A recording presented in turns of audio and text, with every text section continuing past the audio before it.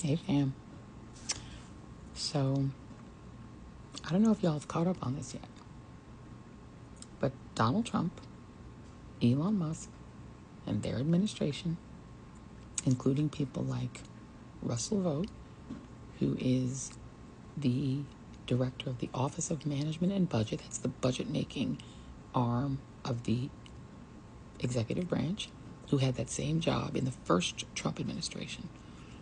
The collective plan, he's also a self-described Christian nationalist, but that's another post. Their plan is to make the 2017 Trump tax cuts that went overwhelmingly to the super rich and to big corporations, like 80% of the benefits went to the top 1%, the super rich, as well as big corporations. They're going to make that permanent. That is going to cost $4.7 trillion with a T. It's going to blow a giant, enormous hole in our deficit.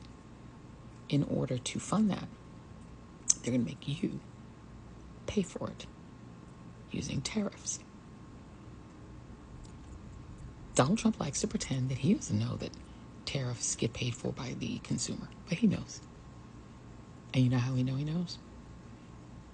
Because he's using the tariffs as his scheme to pay for the tax cuts.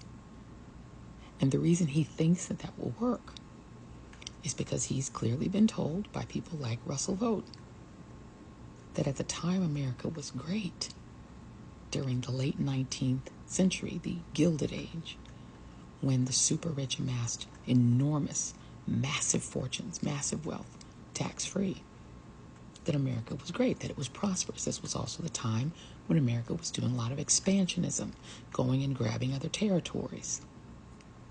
Donald Trump digs this whole era. He thinks it's a good idea. And he's been convinced that he can have his massive tax cut, and all that has to be done to pay for it is, number one, slash the government. Cut the government down to the bones, down to its dry bones, by firing as many federal workers as possible and privatizing as many government functions as possible. Tommy Tuberville of Alabama and Senator Mike Lee of Utah have introduced a bill that would privatize the TSA, the agency created after 9/11 to secure our airports and make sure that planes aren't blown up by terrorists. They want to privatize that, turn that into a private profit-making function. They want to do that with most of government. They'd love to privatize the Postal Service.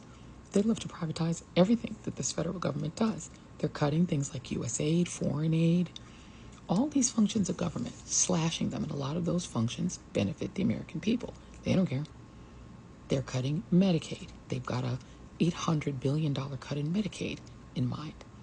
All of this to try to drive up as much money as possible, selling off parts of our national parks, allowing development in national parks, selling off hundreds of federally owned buildings, including iconic landmark buildings owned by the federal government and run by the Park Service. They want to sell those off, like the Montgomery bus building, where the Montgomery bus boycott was to start selling all that off to try to raise enough money to justify this $4.7 trillion tax cut that's going to blow a hole in our deficit. And the way they think they will get the rest of the money for that, make you pay for it through tariffs, because they know tariffs are paid for by you. It's a giant shift in who pays for the federal government, from the super rich, because they're going to pay less and less and less because they're going to cut their taxes, down to working class regular people paying the bills using tariffs, meaning you pay more for everything you buy. You pay a giant tariff tax on food, on gas, on buying cars, electronics, buying clothes, all these things that you're going to pay the tariffs on. That's how they think they're going to fund the government now instead of income taxes.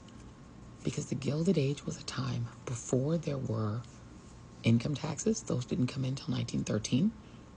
Before there were labor laws, including child labor laws. You see Florida already looking to bring back child labor.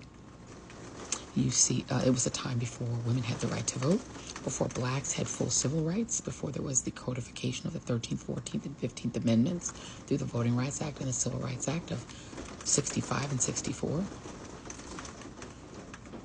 It was a dog-eat-dog world, and they wanted that. It was a time before disability laws, you name it. Those things didn't exist. Workers were pretty much at the mercy of their employers back then. They want that world back. And they're giving it back, little by little. And you're going to pay for it. Don't believe me? Listen to Russell Vogt admitting that this is the plan. And did that during the Madison Square Garden rally prior to the election. Take a listen. We all say it as a slogan. When was America great? At the turn of the century, our economy was rocking. This is 1900, 125 years ago. We had no income tax. And all we had was tariffs. All we had was tariffs.